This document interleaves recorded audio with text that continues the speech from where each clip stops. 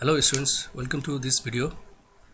Today I am going to show you how to analyze, how to compute composite scores and how to explore the composite scores, whether it is normally distributed or not. So for that, let me go with the SPSS file. So here is my SPSS document. In this document I have 8 items and some demographic variables like age, gender, occupation and religion.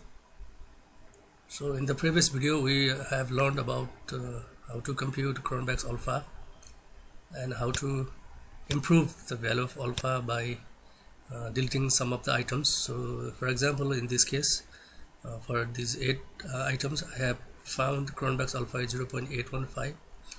By the guidelines it is acceptable, but still if you look at here, if you delete question number 1, you can increase the value of alpha to 0.845 from 0.815, but it is not desirable in this case. You can stick with this Cronbach alpha. So in this way you can improve your value of Cronbach's alpha. So we did these things in the previous video. Now we shall learn about computing the composite scores after getting the desirable value of alpha. So let's see how to compute composite score. So go to Analyze, go to Transform, Compute Variables. So we have a target variable. You give some variable name. Let's say composite. Let me write composite score. I'm using underscore because variable name can't accept the space option. So maybe you can retype it in the label. In label you can write composite score. Continue. So students, composite scores is nothing but the sum of all the item values. So in this case we have 8 number of items. So we shall compute composite scores by taking the average of all those value items. So let's compute. Composite scores equals to Q1 plus Q2 plus Q3, so on up to 8. And students, you can compute the composite scores by some other methods also. So we shall learn I shall show you the different techniques. 6, 7 and finally 8, and divide it by 8 because we have 8 number of items, and press OK. So this should generate a new variable called composite score in the variable view. If you look at the variable view, you'll see a new variable composite score has been introduced. So now look at the data view. If you look at the data view, we have generated a composite scores in this column. So after computing the composite score, the analyst is interested to know whether this composite score is following normal distribution fairly or not. So you have to check the normality of this composite scores. That will determine which type of statistical tools that we are going to use. So let's see. In this case our composite scores is following normal distribution fairly or not. So for that, let me go with Analyze, Descriptive Statistics, and Explore. The function is Explore. Explore is used to find to check whether the data is normally distributed or not. So in this Explore dialog box, in the dependent list, you put the dependent list, the composite score, and in the plots you check the histogram button and normality plots with tests and hit continue and OK. So this should give us some normality test outputs, histogram and normal QQ plots,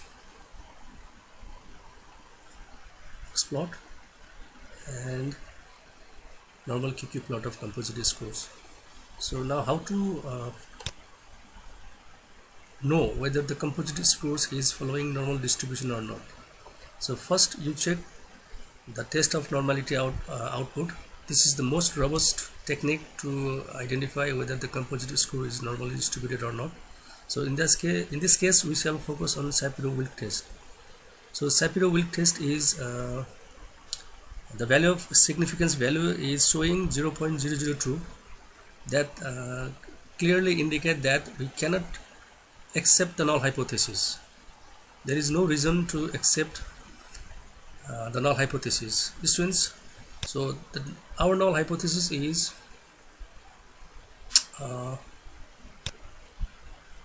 the data are assumed to be fairly normally distributed. That statement is rejected in this case. So that leads us to conclude that our composite score is not normally distributed. So maybe you can check these things by analyzing histogram. So histogram is also showing that the data are not following a fair normal distribution. So this is somewhat elongated above the right hand side data. Another way of identifying whether the data is normally distributed or not is normal QQ plot. So normal QQ plot, these points are hovering around this straight line. If these points are fairly lie on this straight line, then we can conclude the data are assumed to be fairly normally distributed. So these outcomes suggest us to conclude that data are not fairly normally distributed. So students, after confirming that the data are not normally distributed, that will lead us to select the non-parametric statistical tests to be applied for the further analysis.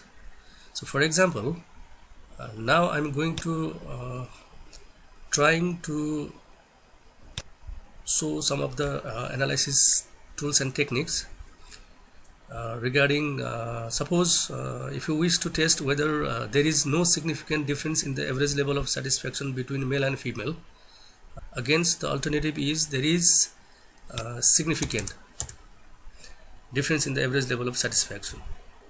So how to make decision of this hypothesis? So for this, as our composite scores do not fairly follow normal distribution, that clearly indicates us to go with a non-parametric test. For the non-parametric test, the alternative to t-test is to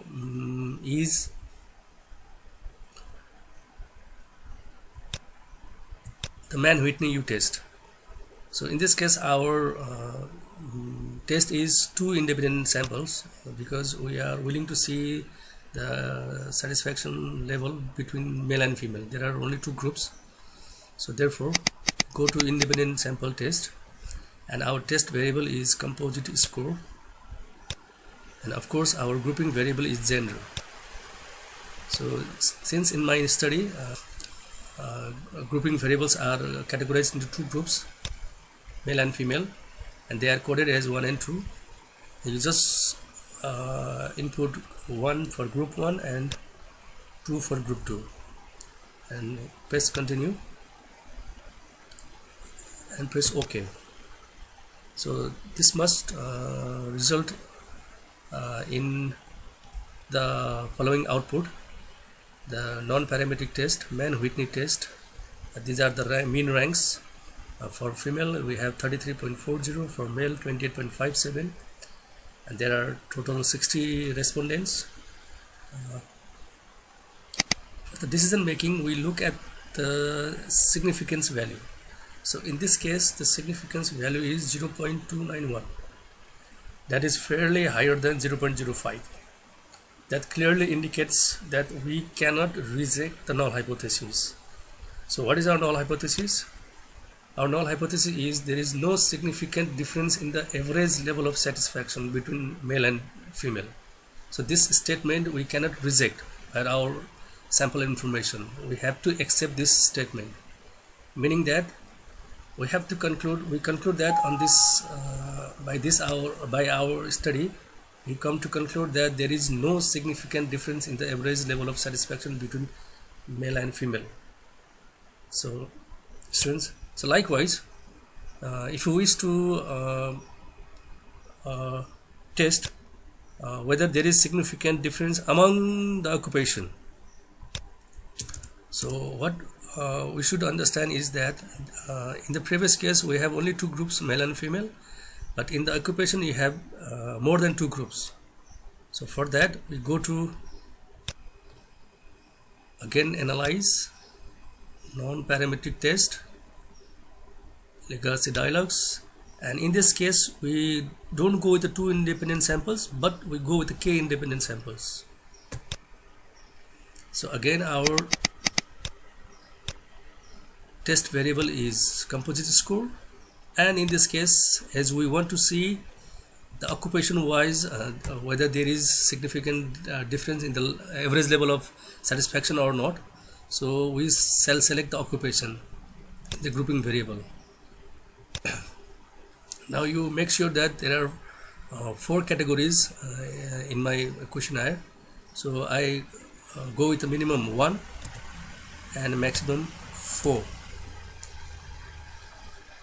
and press continue and OK. So this should result into the Kruskal-Wallis test because it has more than 2 groups. In the previous case we have only 2 groups, male and female. That's why we applied Mann-Whitney U test. So in this case we have more than 2 groups. That's why we have to go with the Kruskal-Wallis test, and this is the alternative to ANOVA test in parametric test. So in this case we have 4 groups: students, self-employed, job, and others. So the mean ranks for all those categories are about 30, 30, 36 and 20.30. And actually we wanted to make decision about the average level of satisfaction among the occupation. So for that we need to go with, again, check the significance value.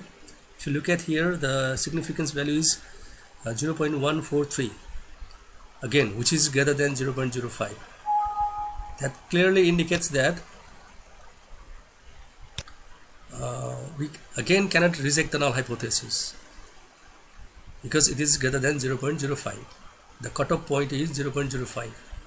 So the guideline is, if the significance value is greater than 0.05, we have to accept the null hypothesis.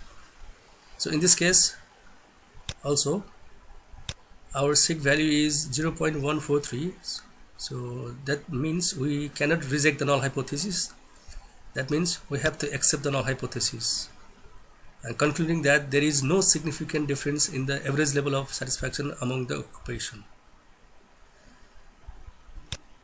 So this is as per my data. You may have different results. Now students, as soon as you get these outputs, you copy them into the Excel sheet, and for the editing part you can edit as per your requirement. After editing you can copy that edited table to your final reports. and then don't forget to write the descriptions of the output. So that's all for today, students. We shall discuss some more analysis techniques and tools in the later videos. Thank you so much for now.